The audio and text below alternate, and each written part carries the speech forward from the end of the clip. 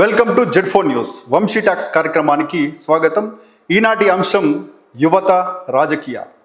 నిజంగా గనక గమనించినట్లయితే నేటి యువత పరిస్థితి ఎలా ఉంది, భవిష్యత్తులో వారి యువతకు చేసే శక్తి ఏంది అని గనక మనం గమనించినట్లయితే మన దేశ చరిత్రను చూద్దాం. భారతదేశం యువ భారత్గా వెలుగుతుంది. యంగ్ ఇండియా అని చెప్పబడే భారతదేశం ప్రపంచంలోకెల్లా ఎక్కువ యువత ఉన్న దేశంగా భారతదేశం ఉంది. ఎందుకంటే ప్రపంచంలో ఇటలీలో, ఫ్రాన్స్లో, చైనాలో, జపాన్లో గనక మనం గమనించినట్లయితే అక్కడ ఎక్కువ వృద్ధులు, వృద్ధ మహిళలు, వృద్ధ పురుషులు మాత్రమే ఎక్కువగా ఉన్నారు. అంటే శరీరంలో శక్తి లేకుండా పనిచేసే సామర్థ్యం లేనటువంటి జనాభా ఆ దేశాల్లో ఉంది. వారు బాధపడుతున్నారు, వారు ఈర్ష్యపడుతున్నారు మన భారత్ను చూసి. ఎందుకంటే శరీరంలో శక్తి సామర్థ్యాలు ఉండి పనిచేయగలే కెపాసిటీ ఉన్నటువంటి యూత్ ఎక్కువగా ఉన్నటువంటి దేశం మన భారతదేశం. దాదాపు 60 నుంచి 70% యువత భారతదేశ జనాభాలో ఉంది. అంటే 140-150 కోట్ల జనాభాలో 70% వరకు కూడా యువతనే ఉన్నది. అంటే పని చేయగలిగే శక్తి సామర్థ్యాలు ఉన్నాయి. కానీ ఇప్పుడున్న పరిస్థితుల్లో ఎలా ఉంది అని అంటే పని చేయడం కాదు. యువత అంటే ఫోన్లు, ఆండ్రాయిడ్ ఫోన్లు, యువత అని అంటే స్పోర్ట్స్ బైకులు, యువత అని అంటే గంజాయి, యువత అని అంటే బెట్టింగ్లు. ఇదే ఈ రకంగా మారిపోయే దుస్థితికి మనం దిగజారుతున్నామనంటే దీనికి ప్రభుత్వాలు, సమాజం ఎంత బాధ్యత వహిస్తుందో కుటుంబాలు కూడా అంతే బాధ్యత వహించాల్సిన అవసరం ఉంది. ఇక్కడ కనుక మనం గమనించినట్లయితే మన చరిత్రలో భారతదేశ స్వాతంత్ర పోరాటంలో కనుక మనం గమనించినట్లయితే ఒక చిన్న సంఘటన మనం చర్చిద్దాం. అది స్వాతంత్రం కోసం పోరాడుతున్నటువంటి రోజులు. వందే మాతర ఉద్యమం, వందే మాతరం, వందే మాతరం, భారత్ మాతాకి జై నినాదాలతో భారతదేశం మొత్తం మారు మోగుతున్నటువంటి రోజుల్లో అలహాబాద్లో ఒక పార్కులో ఒక సంఘటన జరుగుతుంది. అసలు ఏంది అని అంటే చుట్టుముట్టారు ఒక వ్యక్తికి. ఒక నోబెల్ పార్క్ అనే ఆ పార్కులో ఒక వ్యక్తి దాక్కున్నాడు, ఆయన తీవ్రవాది అని చెప్పేసి బ్రిటిష్ సైనికులు మొత్తం చుట్టుముట్టడం జరిగింది. ఆ తీవ్రవాదిగా చెప్పబడే వ్యక్తి దగ్గర ఒక రివాల్వర్ ఉంది, దాంట్లో 6 బుల్లెట్లు ఉన్నాయి. మొదటగా ఆయనకు ఒక అవకాశం ఇవ్వడం జరిగింది. ఆ అవకాశం ఏంటి అని అంటే నువ్వు లొంగిపోతే ప్రాణాలతో ఉంటావు, నీకు క్షమాభిక్ష పెడతామని చెప్పేసి ఆ విషయం ఆయనకు అనౌన్స్ చేయడం జరిగింది. కానీ ఎవరైతే తీవ్రవాది, ఉగ్రవాది అని చెప్తున్నారో ఆ వ్యక్తి ఆ చెట్టు చాటుకుండి చివరి వరకు కూడా పోరాటం చేస్తుంటాడు. ఆయన చేతిలో ఉన్నటువంటి రివాల్వర్లో 6 బుల్లెట్లలో 6 మంది బ్రిటిష్ జవాన్లను అంతమొందించి ఆ తర్వాత బయటకు వచ్చేసి తుపాకీ తూటాలకు ఎదురొడ్డి ప్రాణాలు త్యాగం చేసిన వ్యక్తి పేరు చంద్రశేఖర్ ఆజాద్. అతి చిన్న వయసులోనే ఈ దేశం కోసం ప్రాణాలు విడిచినటువంటి వ్యక్తి చంద్రశేఖర్ ఆజాద్. ఇప్పటికీ కూడా ప్రయాగలో ఆయన పార్కు పేరు ఆజాద్ పార్కుగా ఇప్పటికీ ఈ దేశంలో సజీవ సాక్ష్యంగా ఉన్నటువంటి ఒక భగత్ సింగ్, రాజ్గురు, సుఖ్దేవ్ లాంటి వ్యక్తులు ఉరి కొయ్యలను ముద్దాడిన సందర్భాలు మనకున్నాయి. అసలు ఏంది అని అంటే నిజంగా కూడా ఒక సందర్భంలో ఆయన గురువు భగత్ సింగ్ జైల్లో ఉన్నప్పుడు ఆయన గురువు ఆయన దగ్గరికి వెళ్ళి చెప్తాడు, నేను ఎలాగైనా నిన్ను బయటకు తీసుకొస్తా, నిన్ను ఉరి తీసే పరిస్థితి నీకు రానివ్వా అని చెప్తే 19 ఏళ్ళు, 20 ఏళ్ళు ఇట్లా నువ్వు మీసాల వయస్సులోనే వాళ్ళు ఈ దేశం కోసం వాళ్ళ గురువుకు చెప్పిన సమాధానం ఏంది అని అంటే నేను నా ప్రాణం త్యాగం చేయడానికి సిద్ధంగా ఉన్నా అని చెప్పి చెప్తాడు. అంటే ఎందుకు అలా అంటున్నావు, నీ ప్రాణం విలువైంది, నీ కుటుంబం కోసం, దేశం కోసం నువ్వు పని చేయాల్సిన అవసరం ఉంది అని చెప్పేసి ఆయన గురువు భగత్ సింగ్తో అంటే భగత్ సింగ్ అంటాడు, నేను బ్రతికితే ఎంతమందికి స్ఫూర్తినిస్తానో తెలియదు, కానీ నేను చనిపోతే మాత్రం వేలాది లక్షలాది మంది యువతకు నేను స్ఫూర్తిగా నిలుస్తా. వాళ్ళందరి లోకాల ఒక అగ్నిని రగిల్చి ఈ దేశం కోసం పనిచేసే విధంగా ఇళ్ల నుంచి బయటకు తీసుకొచ్చి ముందుకు తీసుకొచ్చి భారత స్వాతంత్ర పోరాటంలో పాల్గొనే విధంగా నేను నా చావు ఉంటుందని చెప్పేసి నేను మరణించాలనుకుంటున్నా, ఈ దేశం కోసం ప్రాణం త్యాగం చేయాలనుకుంటున్నా అని చెప్పినటువంటి వ్యక్తి భగత్ సింగ్. ఆ రాజ్గురు, సుఖ్దేవ్లు కూడా ధైర్యంగా ఉరికోయలను ముద్దాడి దేశం కోసం ప్రాణాలు అర్పించినటువంటి యువత మనం భారతదేశ స్వాతంత్ర పోరాటంలో చాలా మందిని చూస్తుంటాం. ఒక రామ్ ప్రసాద్ బిస్మిల్ కానీ, మదన్ మోహన్ మాలవ్య, మదన్ లాల్ డింగ్రా ఇట్లా చూసుకున్నట్టయితే చాలామంది ఈ దేశం కోసం ప్రాణాలను త్యాగం చేసి మనం స్వేచ్ఛగా, సంతోషంగా ఇప్పుడు ఇలాంటి బానిసత్వం లేకుండా బ్రిటిష్ వాళ్ళ దాస్య శృంఖలాలు తెంచుకొని ఈరోజు ఫ్రీడమ్ ఏదైతే మనం అనుభవిస్తున్నామో ఈ ఫ్రీడమ్, ఈ స్వేచ్ఛ అన్నిటికీ కారణమైనటువంటి వేలాది మంది యువత బలిదానాలు ఆ రోజు ఈ భారతదేశంలో ఉన్నాయి, ఈ భారత స్వతంత్ర పోరాటంలో ఉన్నాయి. కాబట్టి ఆ యువతను స్ఫూర్తిగా తీసుకోవాల్సిన అవసరం ఉందని చెప్పేసి ఈ సంఘటనలను ఇప్పుడు చెప్పుకోవడం జరిగింది. నిజంగా గమనిస్తున్నాం ఈ దేశానికి సంబంధించిన విషయం. మనం రాష్ట్రానికి సంబంధించిన విషయం వస్తే, మనం ప్రస్తుతం ఉన్నటువంటి తెలంగాణ రాష్ట్ర పోరాటం కూడా ప్రపంచంలోకెల్లా గొప్పగా నిలిచినటువంటి పోరాటం తెలంగాణ మలిదశ పోరాటం. తొలిదశ పోరాటంలో దాదాపు 700 మంది యువతనే, విద్యార్థులే బలిదానం అయితే, మలిదశ పోరాటంలో కూడా దాదాపు 1200 మంది యువత బలిదానమైంది. దీనికి కారణం కనుక మనం చూస్తున్నట్టయితే 2009 డిసెంబర్ 3 హైదరాబాద్లో ఒక సంఘటన జరిగింది. ఒంటి మీద పెట్రోల్ పోసుకున్నటువంటి ఒక యువకుడు హాస్పిటల్కు తీసుకువెళ్తున్న సందర్భంలో జై తెలంగాణ అనే నినాదాలు మాత్రమే చేయడం జరిగింది. ఆయన నాకు అమ్మ అని, నాన్న అని, నాకు బాధ అవుతుందని చెప్పలే. నిజంగా ఆయనను పరామర్శించేందుకు పోతే హాస్పిటల్కి వెళ్ళిన నాయకుల దగ్గరికి కూడా ఈ తెలంగాణ రాష్ట్రం సాధించాలని అంటే మీరు పనిచేయండి, నా ప్రాణత్యాగం విలువ ఇవ్వాలి, ప్రాణత్యాగం ఫలితం కావాలని చెప్పినటువంటి వ్యక్తి శ్రీకాంతాచారి. ఈ మలిదశ పోరాటానికి, తెలంగాణ రాష్ట్రం సాధించుకోవడానికి మనం ఈరోజు తెలంగాణ అనే పేరు పలుకుతున్నాము, తెలంగాణ రాష్ట్రంలో మనం బతుకుతున్నామని అంటే కారణం ఒక యువకుడు బలిదానం. ఆ యువకుడే శ్రీకాంతాచారి, మలిదశ తెలంగాణ ఉద్యమకారుడు.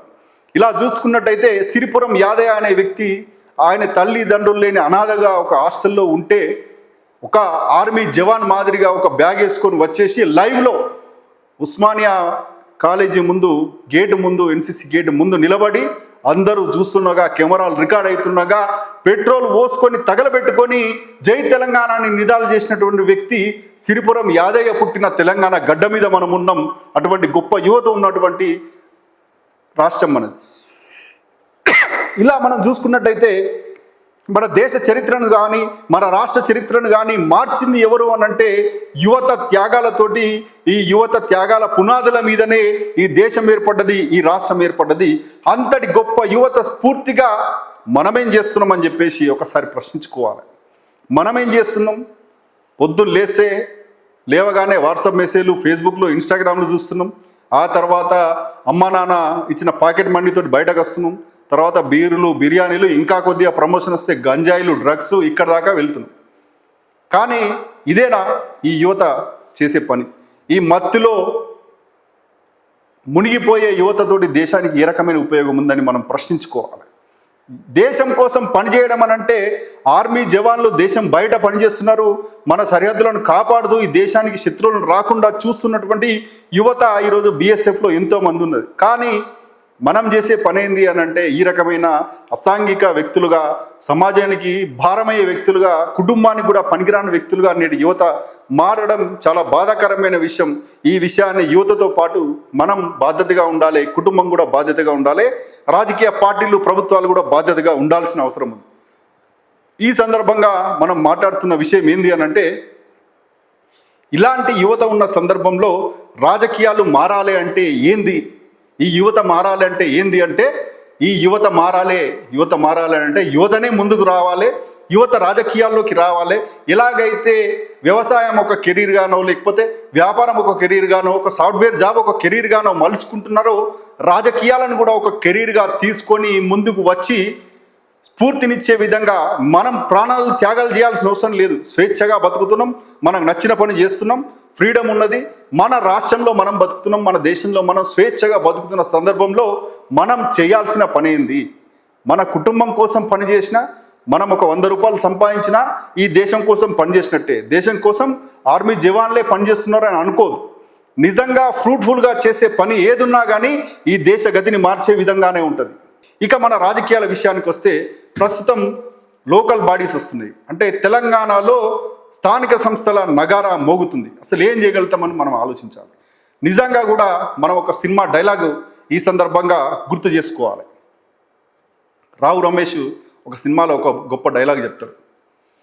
ప్రతి 30 ఏళ్లకు బతుకు తాలూకు ఆలోచన మారుతుంది అని చెప్పేసి.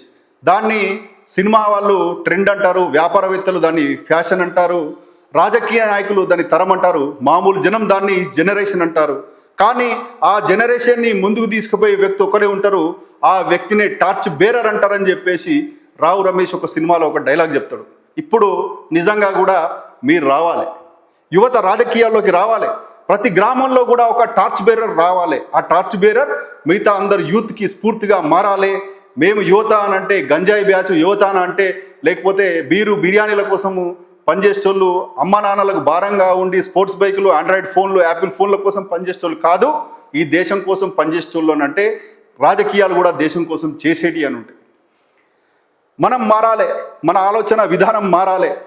రాజకీయాలు అని అంటే కేవలం డబ్బుతోటో, కులంతోటో, అధికారంతోటో, బ్యాక్గ్రౌండ్తోటో ఉంటుంది. ఈ రాజకీయాలు అంటే బురద అనే ఆలోచన మారిపోయి రాజకీయాల్లో డబ్బు, రాజకీయాల్లో మందు, రాజకీయాల్లో ఇంకా ఇన్ఫ్లుయెన్సో లేకపోతే పలుకుబడి మాత్రమే ఉంటే కాదు, నిజమైన రాజకీయాలు కూడా చేసే శక్తి ఉంది అని కొత్త ఆలోచనతోటి యువత ముందుకు రావాల్సిన అవసరం ఉంది. మనకు అవకాశం వచ్చింది, మనం కష్టపడి చదువుతున్నాం, జాబ్ చేయడం కోసం పనిచేస్తున్నాం, లేకపోతే ఇంకోటో నడుస్తుంది. కానీ ఇప్పుడు గనక మనం ఒక వార్డు మెంబర్గా గెలవాలి, ఒక సర్పంచ్గా గెలవాలి, ఒక ఎంపీడీసీగా గెలవాలి, ఒక జెడ్పీటీసీగా కూడా గెలిచే స్టెమినా మనకు ఉన్నది యూత్కి అని చెప్పేసి యూత్ ముందుకు వచ్చి రాజకీయాల్లో మన గ్రామంలో ఉన్నటువంటి సమస్యల పరిష్కారం కోసం ముందుకు రావాలి. డాక్టర్ బిఆర్ అంబేద్కర్ గారు చెప్పినారు, political power is master key. అంటే పొలిటికల్ పవర్ అనేది ఒక మాస్టర్ కీ, ఏదైనా తాళాన్ని ఓపెన్ చేయగలిగే ఒక మాస్టర్ కీ పొలిటికల్ పవర్ అని చెప్పినటువంటి భారత రాజ్యాంగ నిర్మాత బిఆర్ అంబేద్కర్ గారిని స్ఫూర్తిగా తీసుకొని పొలిటికల్ పవర్ గ్రామ స్థాయిలో, మండల స్థాయిలో ముందుకు వచ్చి యూత్ చేతిలో ఉంటే నిజంగా ఏదైతే ఇప్పుడు నేను సినిమా డైలాగ్ అని ఎందుకు చెప్పడం జరిగింది అని అంటే, మనం 30 సంవత్సరాలు అవసరం లేదు, 10 సంవత్సరాలకు 5 సంవత్సరాలకు బతుకుతాలకు ఆలోచనలు మారుతున్నాయి. ఆ ఆలోచనలు అంటే కొత్త ఆలోచనలు యువతతోటి వస్తాయి. కొత్తగా ఏమేం చేయగలుగుతా, ఒక సర్పంచ్ అయితే ఏమేం చేయొచ్చు అని చెప్పేసి చాలామంది, ఎంతోమంది యూత్ ఈ దేశంలో నిరూపించారు. ఆదర్శ గ్రామాలుగా ఎన్నో అవార్డులు అందుకున్నటువంటి చరిత్ర మన దేశంలో ఉంది. కాబట్టి ఆ రకంగా స్ఫూర్తిగా మనం ముందుకు రావాలి. యూత్ మనకు అవకాశం వచ్చింది, ఎలాగైతే మనం వేరే రంగాలను కెరీర్గా తీసుకుంటున్నామో ఈ రాజకీయ రంగంలో కూడా ముందుకు రావాలి. చిన్నదే పదవి, ఒక వార్డు మెంబర్, ఒక సర్పంచ్ నుంచి ఎదిగిన వాళ్ళు దేశ రాజకీయాలు శాసించిన వ్యక్తులు ఎంతోమంది ఈ దేశంలో ఉన్నారు.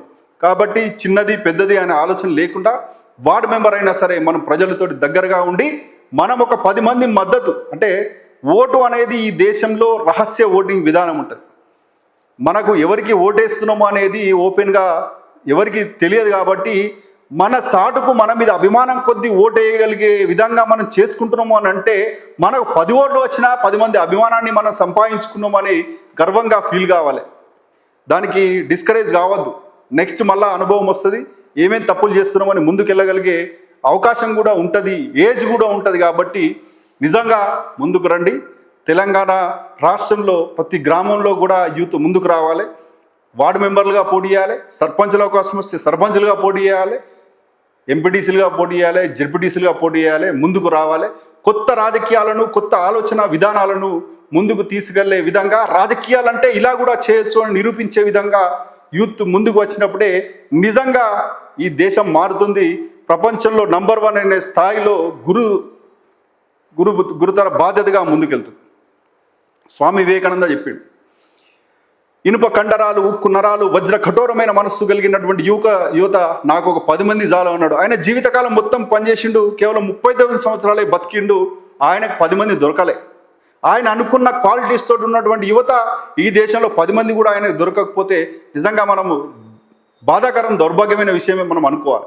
కానీ ఆయన ఆశయాలకు స్ఫూర్తిగా ఇలా యువత అంటే ఏదైనా మ్యాజిక్ చేయొచ్చు, ఎంత గొప్పగా చేయొచ్చు అని చాలా రంగాల్లో నిరూపించిండ్రు. నిజంగా కూడా గ్రేట్. ఒక క్రీడా రంగంలో చూసుకున్నా, లేకపోతే ఒక స్పేస్ రంగంలో చూసుకున్నా, సైంటిస్టులుగా, లేకపోతే మిగతా రంగాల్లో, ఒక ఆటోమొబైల్లో, ఇలా అన్ని రంగాల్లో కూడా యువత ముందుకు వస్తున్నారు, వాళ్ళు ప్రూవ్ చేసుకుంటున్నారు. రాజకీయ రంగాల్లో కూడా వస్తున్నారు. ఎవరు వస్తున్నారు అని అంటే ఎమ్మెల్యేల కొడుకులు, ఎంపీల కొడుకులు, సర్పంచుల కొడుకులు, జెడ్పీటీసీల కొడుకులు, ఇట్లా కాదు. యువత అని అంటే వాళ్ళ అమ్మ నాన్న రాజకీయాల్లో ఉండి ఎమ్మెల్యేలు మంత్రులు ఉన్న యువత వస్తే ఈ దేశం బాగుపడదు. ఏ నేపథ్యం లేకున్నా, నీ కుటుంబంలో ఒక రాజకీయ నేపథ్యం లేకున్నా, కనీసం మీ నాన్న వార్డు మెంబర్గా పోటీ చేయకున్నా నువ్వు రావచ్చు, నువ్వే రావాలి, నువ్వే వచ్చి ప్రూవ్ చేసుకోవాలి.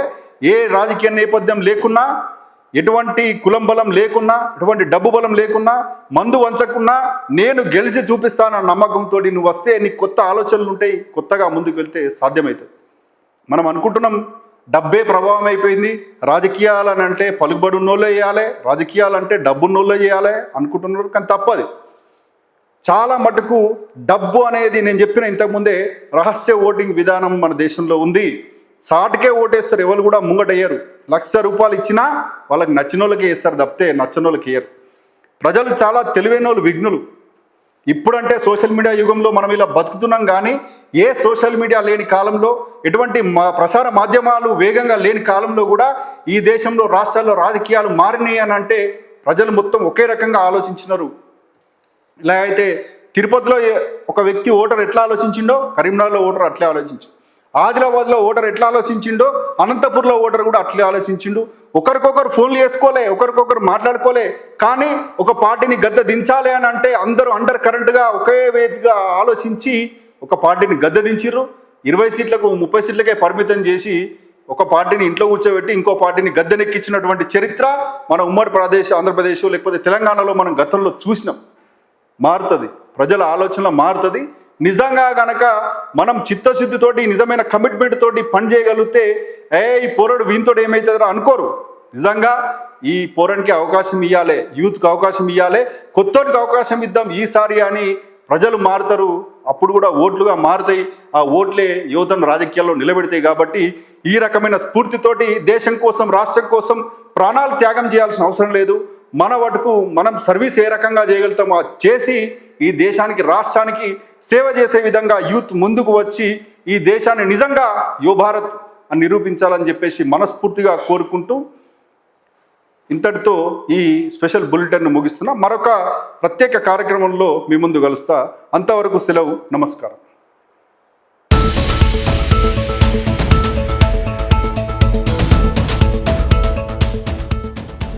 మీరు చూస్తున్నది Z4 news. Question for justice.